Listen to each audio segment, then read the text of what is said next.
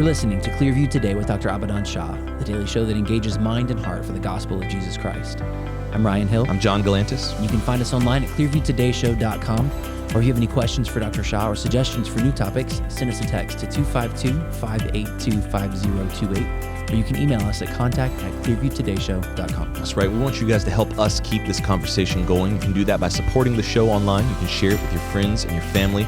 Leave us a good 5-star review on iTunes or Spotify, anywhere you get your podcasting content from. We're going to leave a couple of links right there in the description box so you can do just that. And we're here today in the Clearview Today studio with Dr. Abadan Shah, who's a PhD in New Testament textual criticism, professor at Carolina University, author, full-time pastor, and the host of today's show. You know, we wanted to talk a little bit about the aftermath of Hurricane Helene, because everybody's, of course, talking about it. It's all over the news. But what we wanted to talk about today, Dr. Shah, I know this was on your heart, is that we have people in our community, which means there's people all over the place, I'm sure, asking, how can I help? Yeah. I had a gentleman text me, and I got Dr. Shah involved, and he said, look, I don't know what to do, but I know I want to do something. Yeah. What can I do? Who can I talk to? Well, this is unprecedented, as you know. 600 miles of devastation. You can just imagine that 600 miles of devastation, starting all the way through Florida, Georgia, into North Carolina, into Tennessee, and roads have been washed away, homes are gone, the entire terrain of at least Western North Carolina, because we're closer. Right. We're hearing a lot over there, right, and getting pictures and videos from people who are, close to that tragedy. That entire terrains have been rearranged. It means it does not look like what it did just a week ago. Yeah, I mean the layout of the earth is actually it's been different changed. because the of this. landscape is different. Yeah. And that's not the worst part of it. The worst part is the lives that were lost. And not just lost, every life lost is tragic, but these lives were lost in the most horrific way you can imagine. Oh, yeah. Imagine being in your home and you see out the window, it's raining. Yes, there are puddles of water and it's a little flooded over there.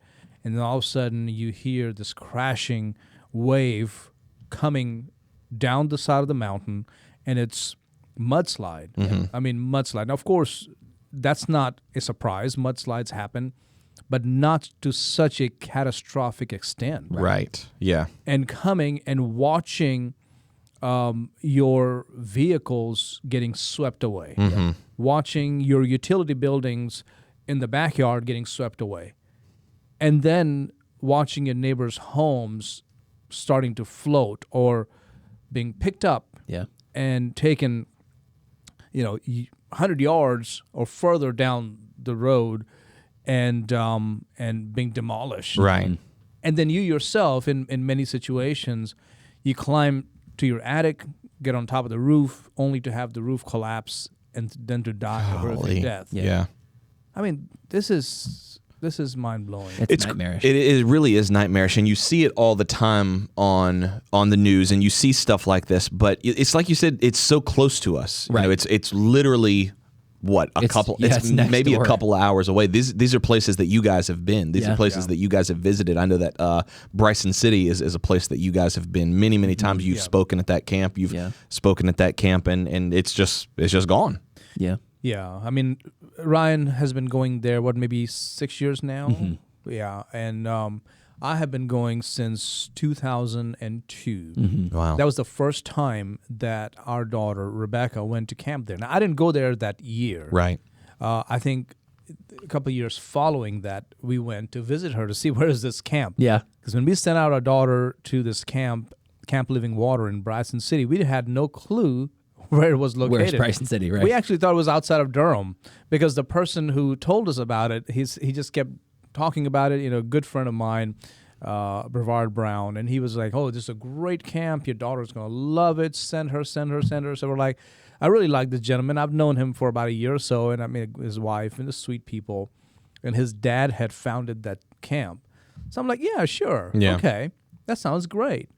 And then then we get sent her off. This is 2002 summer, and then they let us know we're leaving the camp, headed back home, and it's going to be 5 hours. I'm like, 5 hours? Why does it take 5 hours? That's not Durham. From outside of Durham. Yeah, I know, right? Because Durham is only 45 minutes. Right. Oh, wait.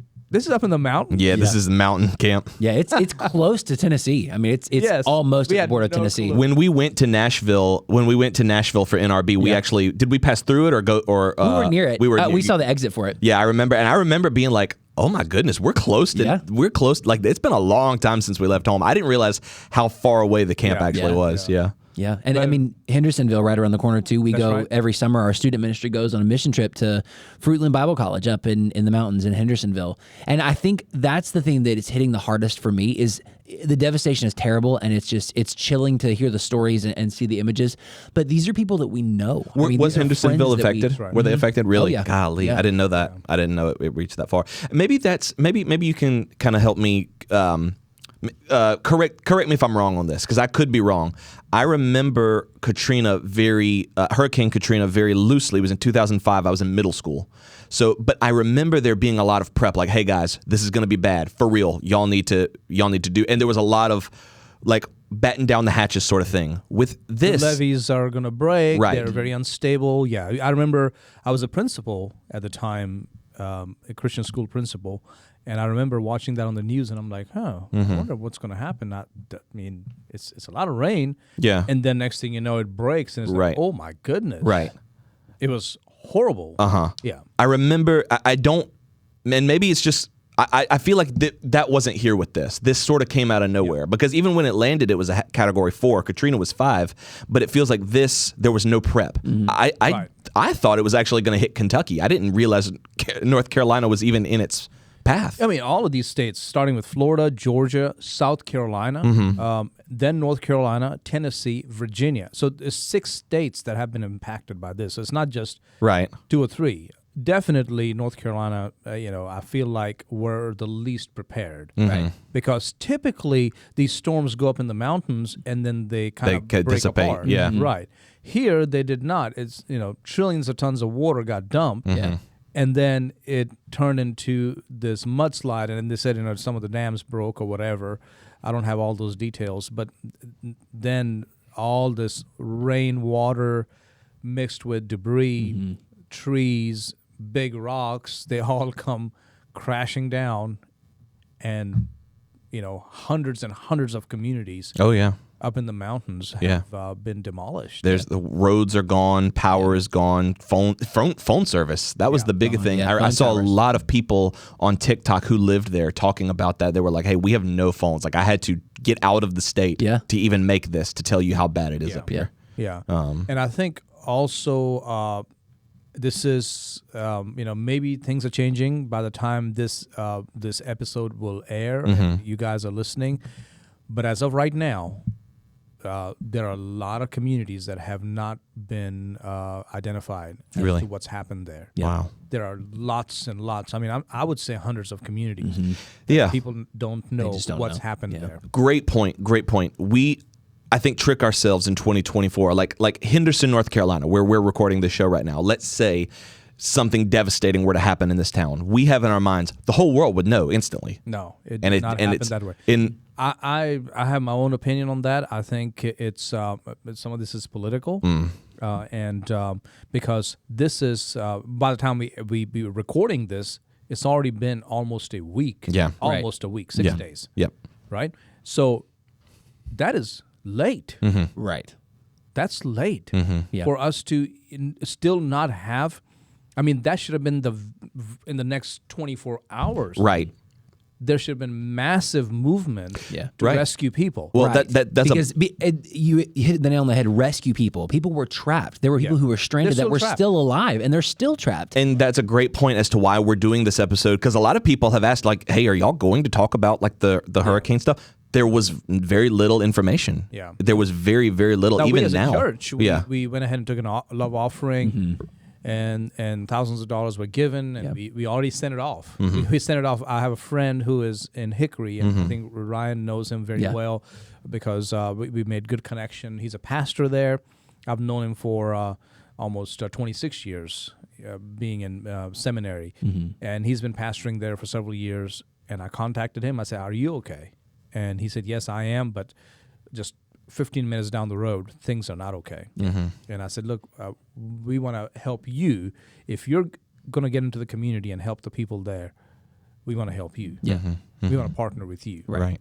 And we're doing that already. Yes. Yeah. Taking up the love offering. We have many people like locally who have gone themselves. I mean, they are already on the ground there serving and working in the communities, and many more are planning to go. We've got supplies that we're sending. So we are working hard here from our corner of the world to help those who are to the west. And there's people in our community who I think are seeing that. They're seeing what we're doing as a church. Like I said, there was a gentleman who is doing work for the church, but he doesn't go to church here. You know, he's just done some work, but he texted me personally and said, "Hey, I would like you to talk to Dr. Shah. I don't know what to do, but I want to do something. I want to help." And I think there's a lot of people who have that sentiment where it's like, my heart is here, my desire is here, my resources are here. Who do I give it to? Yeah. Who takes this and gives it to the people for help? Yeah. What's my next step? Yeah. We need to coordinate even more than that. There are people who are already down there. Like we have a lot of EMT or really first responders, right? Police, sheriff, troopers, and EMT, EMS people, nurses that are here, and many of them have already left. They left with their fire departments. Some of them joined up with some other groups and went. Some are already in Boone helping with Samaritan's Purse. And so there are a lot of our folks, we didn't say, hey, wait on us. We're going to put a group together. Right. We just told people, if you have a group and you can make it happen, please make it happen. Yeah, go. Absolutely. Oh, don't wait. Right. Don't wait for us to get everything in line and then we're gonna go. Let's just go. If you're ready, right. Somebody's going, go. And I would say tons of people are already there. Oh yeah, there's NC Baptist on mission. They're doing feeding operations. There's churches who are distributing like water and ice and stuff like that. Yeah, but Samaritan's Purse is Samaritan's Purse, 100%. There's local communities. I think it's near Appalachian State University that got hit really hard. I saw some pictures online of the campus that was just absolutely wrecked. Has it really? Oh yeah, just devastated. But there's hot meals and they have drive-through like walk-up lines and stuff like that. So people are there, but the need is way greater than they can do by themselves. And so I think that's kind of what this episode is here to say is like, hey, we're doing everything we can as a church. We want you listening to jump in. Yes. Because you have to. We have to. Yeah, that spirit I think has been missing for a while, but it's things like this that bring that back out, that make America special, because we see people in need who are our neighbors, and we really view them as our neighbors. So it's not just because they're in the same state as us. It's like these are my fellow countrymen who are in need, and I need to step up and help them. I need to meet that need. Well, that's the spirit of Christianity, Dr. Shah. I know you've said that. That's what makes America special, is because there aren't other countries who just have that natively in their DNA. It's because of the Christian influence in America and really the Christian foundation that America has, that spirit of, hey, we can't. We're not going to help out because it's a nice thing to do. We must. That's right. We must. It's our obligation to help and to serve. Yeah, in many parts of the world, and even it's happening in America now. As long as me and mine are safe, we're all good. Yeah. But I think that's what makes Christianity or Judeo-Christian values different. Is that we go and help somebody, whether they're related to us or not, or whether they even love us or not. We're going to go help you because that is the right thing to do. We're going to save lives because that's what needs to happen. Yeah. So it's been great to watch. We're in the Piedmont, kind of the trail end, of the Piedmonts towards the coast, and just 30 miles north of Raleigh, Durham, Chapel Hill. That's where we are. But we've seen a lot of people leave and go. Very much. And they're there. More are going now. Oh yeah. As well. Yeah. And that's sort of our heart too. Of course, our thoughts and prayers, yes, they're important. But there comes a point where you have to stop sending just your thoughts and prayers, and you have to actually get involved. Do something, even if it's just, hey, I want to contribute to this financially. I want to give to someone else who actually can get boots on the ground. But like you said, Dr. Shah, if you have a way to get there, and do it. It's your and I think Christians are, I don't want to say scared, but they're just like, they assume someone else is doing it, or they assume, they're like, well, I can't leave my life, I can't leave my routine to go over there and do mission work. It's the old 911 problem. You hear about this in like CPR training. If there's an incident happening and someone needs to call 911, everyone assumes that someone else is going to do that. Right. So if you're the first one on the scene, you pick someone and say, you call 911. That's right. Because, I mean, our nature is just like, someone else will take care of that. That's right. And the needs are tremendous. You know, people have been asking about, what's the need? And of course, there is a need for water and diapers and all of that kind of stuff. And I think, please keep sending them. Yes. Please keep sending them. There is need for people going out there and sorting things out or working in soup kitchens or, under pop-up tents with the Baptist men or whatever. Great. I hope you do. There are people out there taking supplies with Samaritan's Purse and distributing them. All those things are wonderful. But I think there's a greater need that needs to be is calling for awareness. Awareness for why is it so, why did it get so delayed? Right. Why is more not happening? I mean, personally, I think tons of helicopters should be over there. Right. Flying all over these places, landing, finding, looking for people. I'm hearing that that's not happening. Yeah. That hasn't happened. Yeah. That is a travesty in America. I mean, this is not happening some other part of the world. You can say, well, it's hard for us to get over there. This is right here. Yeah, this is right here. Right. Yeah. Right here. Why is more not happening? Of course, some troops have been deployed and all that, past couple of days, but it needs to be so much more. Yeah. And now, not FEMA setting up its tent in 90 days from now is what are you I talking about? definitely felt like there was a delayed response. Like within the moment that it happened to now, it's been like what, a week to by the time you're listening to this, probably 9-10 days. Yeah. And it doesn't seem like things are, I mean, of course, like we said, there are things happening, people are getting help, but not at the rate that you would expect here in America. It should be in but 2024. not at a massive scale. Right. Yeah. Right. This is widespread devastation. I mean, loss of life, loss of property, loss of supplies, but there has not been the response needed. So I'm just thinking back, like we talked about Katrina earlier, and there was a tremendous response mounted for Katrina relief efforts. It was a global event. Right. Yeah, it was a global event. And it's just, I mean, it's indicative of leadership. And where's the media? Right. Yeah. I'm also calling out the media because why is the media not covering it far, far more? Now a little bit here and there, and politicians are showing up, but it should have been so much more. There was a fumbling on this. There was like a fumbling, and I don't know there seems to be no accountability, no culpability. Yeah. It's just like, hey, they need help. It's bad up there, I mean, but at the end that's of the day, at the end of the day, the people who are responsible for media, who do they answer to but themselves? Yeah, and I think I'm sure leftist policies or leftist politics is a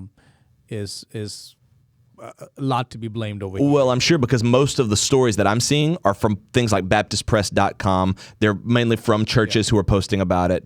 I see it on the news here and there, but not very much. Not to the extent that it should be. Yeah. I totally agree with you. It needs to, and I've heard from people out in that direction, and they're saying, hey, whatever you think is bad, just know that it is far worse. Yeah. Right? And these are people I trust. Yeah. And I'm not there yet, but I would love to make that trip down that way. But I don't want to go over there right now because there's so many other people who are going, and I'm like, go. Anybody wants to go? We have plumbers who are going. I've already left, by the way. We have, of course, a lot of firefighters from our church have gone. Yeah. With Electricians. with electricians have gone, are considered going. We have people who can operate heavy equipment have left. Yeah. And some are going this weekend. So, with natural disasters, there's a weird thing where you typically, and I don't know how many people actually think like this, but when you hear like, okay, they're victims, so you lump them into this category in your mind where it's like, gosh, I hope someone helps. But then that's about it. But you don't realize that they're victims of a natural disaster. This isn't a choice that they made. This isn't this isn't indicative of their lifestyle. These are people, that could be my mother. Yeah. That could be me. Yeah. That could be my family, my son, my 3-year-old and my 1-year-old trapped on a roof, hoping at any moment it doesn't cave in. And you have a massive body of water, not just a little stream running towards you. Right.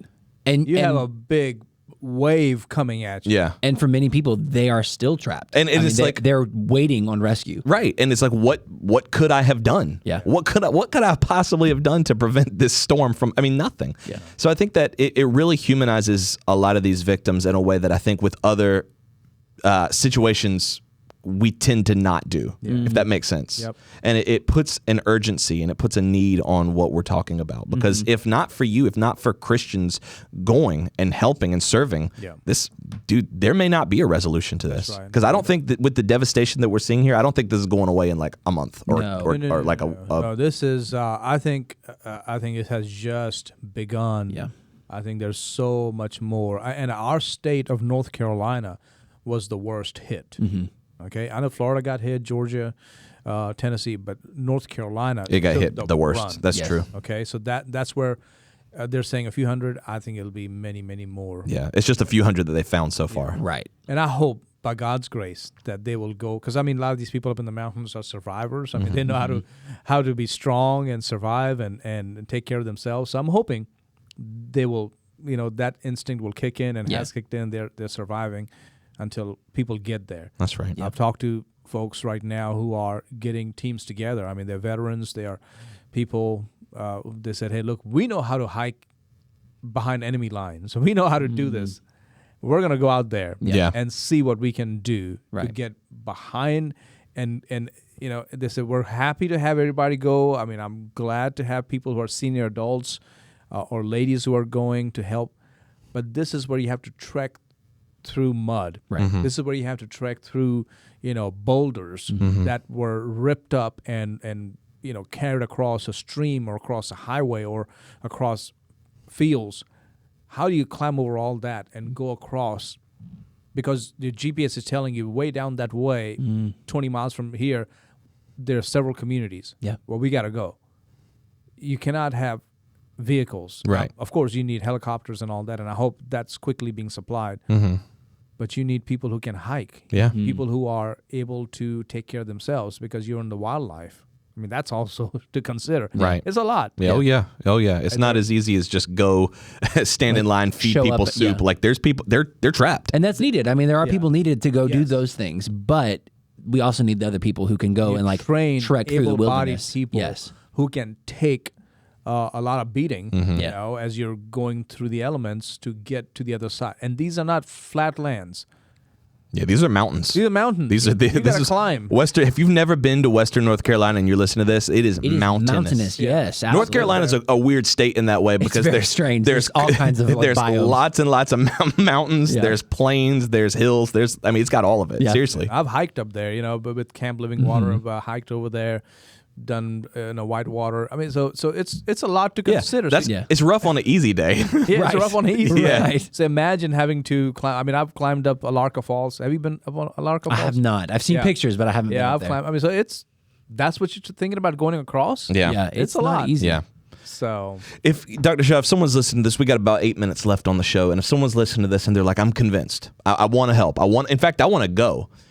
Who do I talk to? What number do I call? What website? Do I have to sign up? Is there any insurance? Or can I just show up and say, hey, I'm here to help? Yeah. Can I literally get in my car, go, and start helping? Yeah, I mean, nothing's wrong at this point. Yeah. But I would definitely say, go to some of these websites. I mean, you have Baptist State Convention of North Carolina. I mean, Baptist men have already been on the ground from day one, almost. Well, I guess you can say day two, but they were already there.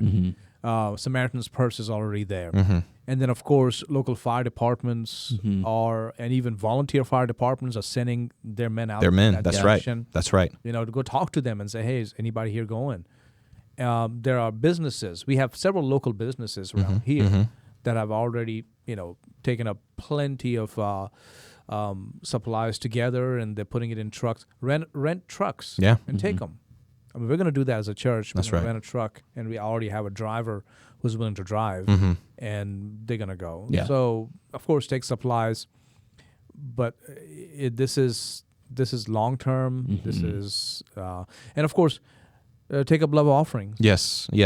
In your church, we did the very first Sunday, and that's because that Sunday morning, my wife, as I'm putting the finishing touches on my sermon, and it's about like 7:15, so I'm like, I gotta get this done because I gotta get ready.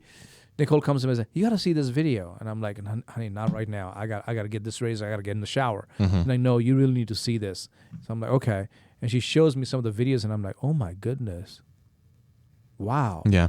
Is it that bad? She said, wait, let me show you another one. And she showed me like 3 or 4, And I'm like, Yeah. we need to do something. Yeah, it's devastating. It's terrible. It's really It's devastating. terrible. And I think you made a good point, Dr. Shah, that it's an ongoing thing. It's not like a lot of people will surge forward to offer care in the first like week or month, but this is going to be several months, if not into the years. Yeah, the momentum is rebuild. the momentum is going to fall off. Yeah. And so part of our job is like ours, the three of us around this table, is to keep this conversation going and to keep providing you with resources. But then your job is to keep caring. Right. And I think, Dr. Shah, you hit the nail on the head where you just start talking to people. Yeah. I'm a recovering bystander. You know what I mean? I don't want to live that life no more where I'm like, a good way to put that. I That's haven't ever heard that. that's a who good I way to am. put that. I am a bystander at heart who works hard not to be a bystander. So there's times where I'll see, I'm like, man, that is devastating. But I mean, I can't do anything. I'm not going over there and doing all this stuff. But there are people you can talk to. Yeah. You can go to I can easily drive to the fire department, my local fire department, and say, hey, are you sending people? I've got stuff that I can give them. You can do something. You can start talking to people, and maybe that's just where it starts. Yeah. But do something. Right. Right. Share the gospel. Right. I hope this will open your eyes. I mean, I've been to those back roads. Yeah. I mean, I would say hundreds of times, because what I do is I go. I didn't go this year, but past years, I go stay at Camp Living Water because I'm their guest speaker. I don't know why they always call me to speak to children. They say they love you. Like, that's very hard to do, because I'm more like adult. I get deep into the Word and Greek and Hebrew. They're like, the kids love to hear you. Yeah. Okay. So I've been going for years. And so what I do is I prepare my message, and then I will relax, and I'll go in town, and I have all these bookstores that are kind of laid out for me. So I would go to all these bookstores all over these places, and just to now think that a lot of those places are wiped off. Yeah. That's It's heartbreaking. Yeah. It's heart-wrenching just to think that all those small communities that I drove through, because I went and checked the damage area, and they are they're in that map. Yeah. And I'm so sad. Yeah. To hear people that we know, and this is not like media sensationalism, but people that we know and have talked to and have relationships with say things Friends. like, it looks like a war zone. Yeah. It looks like an apocalypse happened. Never would have imagined. Just last year, as I was driving through some of those communities, looking around, it's like beautiful. Some are just really old homesteads. Others are like beautiful gated communities. You see those houses look like castles. Yeah. All right. Breathtaking. And so now to look back and see, wow, without any notice, many of these people lost everything. Just gone. Maybe lost their lives. Yeah. We don't know. Yeah. Know. And I hope that many are just waiting to be rescued or are already making their way out. That's right. That should motivate you to share the gospel with people. Nobody imagined. Those people did not imagine a week ago, because this is Thursday, a week ago, they did not imagine in their wildest dreams that their world would be gone. Yeah. Their loved ones would be gone. They never imagined. Yeah. So what is the guarantee that the people around you will still be here tomorrow? None. Something else could happen. So tell people about Jesus Christ. Lovingly, truthfully, tell them what it means to be saved. That's Tell right. them about the uncertainty of life and the certainty of the judgment to come. Amen. Tell them what it means to be saved through the death, burial, and resurrection of the Son of God. That's right. Amen. Amen. Amen. And our prayers are with our neighbors to the west. Like we told you, we are as a church are mounting a response in several different ways. If you'd like to partner with us, you can do that, or we can point you to other organizations closer to you that are able to assist you in getting there, or at least getting supplies there. Yeah, good point. If you don't know who to talk to 252-582-5028. We'll get you hooked up with who we you can need to we call. can connect you to those resources so you can be a blessing to these people, our neighbors, our brothers and sisters in Christ who need us. That's right. Now's the time for us to step up as believers. If you guys enjoyed today's show, write in and let us know, 252-582-5028, or you can visit us online at clearviewtodayshow.com. Don't forget, you can partner with us financially on that same website. Be a part of what God is doing through the Clearview Today Show and reaching the nations with the gospel of Jesus. As we wrap up, we know we talked about supporting the show financially, but if you would like to donate to flood relief efforts, you can do that through the Clearview Today That's Show. right. That's right. It's going to take you to a donate field. In that memo line, in that notes field, just mark that it's for NC flood relief, and we'll make sure those funds get where they need to go. That's right. Make sure you guys tune in tomorrow. Lots of great content coming your way. We love you guys. We'll see you tomorrow on Clearview Today.